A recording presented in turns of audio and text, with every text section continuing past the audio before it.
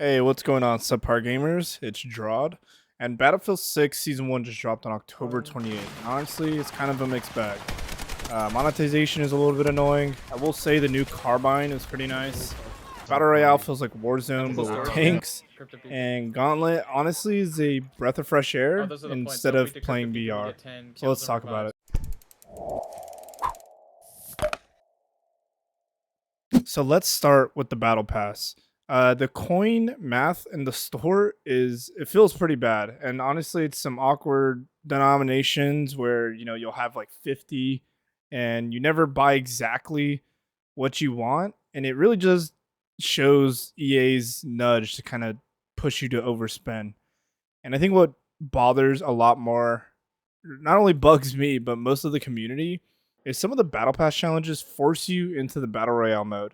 So even if you log into the core battlefield, you can't even progress through the battle pass because the battle pass coins and challenges are stuck onto BR and or the gauntlet mode, just to progress the pass. And honestly, it's not even close to player first.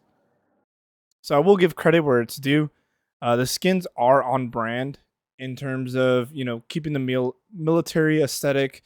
There's no clown suits. They even toned down some of the neon stuff on the monster collaboration skin, and it looks like they are so far respecting Battlefield's art style and keeping it grounded, cohesive, and obviously immersive. Which is, you got to give credit where it's due. EA did. Now, while they didn't cook with the skins, they're keeping it into the art style and what Battlefield should be. And the bottom line here is that the coins are for the store are just terrible. I don't like how there's just like random 50s here for the store. Um, and the forced battle royale challenges, it got to stop doing that, man. Like, it just makes no sense. I feel like if you wanted people to get into battle royale, make two separate categories and link both the coins to the core gameplay of Battlefield, and then obviously have the BR challenges and Gauntlet challenges. I think that would incentivize people to not only want not necessarily want to play those game modes, but it'll push them towards it because it's like, hey, you completed the core Battlefield. Hey, why not come and play the battle royale as well? Because you'll also get some of those coins to progress through the battle pass. I will say the skins in our direction obviously is a huge W in my book.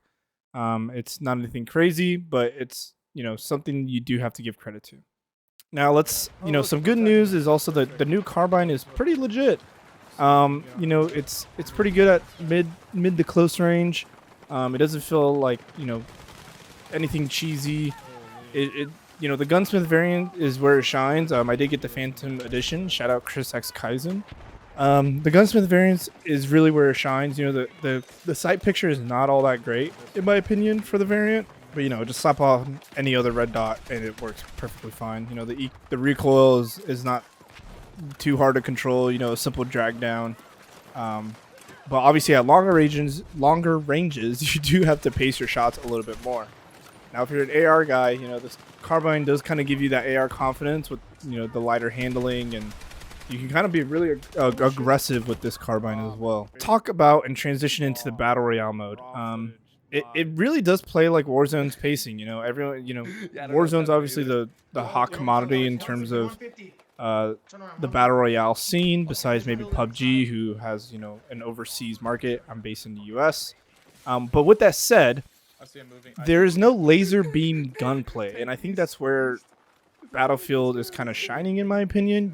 You actually need recoil control with these weapons, but obviously with the Warzone's pacing, and what makes it Battlefield is obviously the tanks and being able to get into helicopters, right? And I'm not saying Warzone doesn't have helicopters, but the tanks is what really makes rotations in this game feel loud, if you will. And third partying, you can hear everywhere.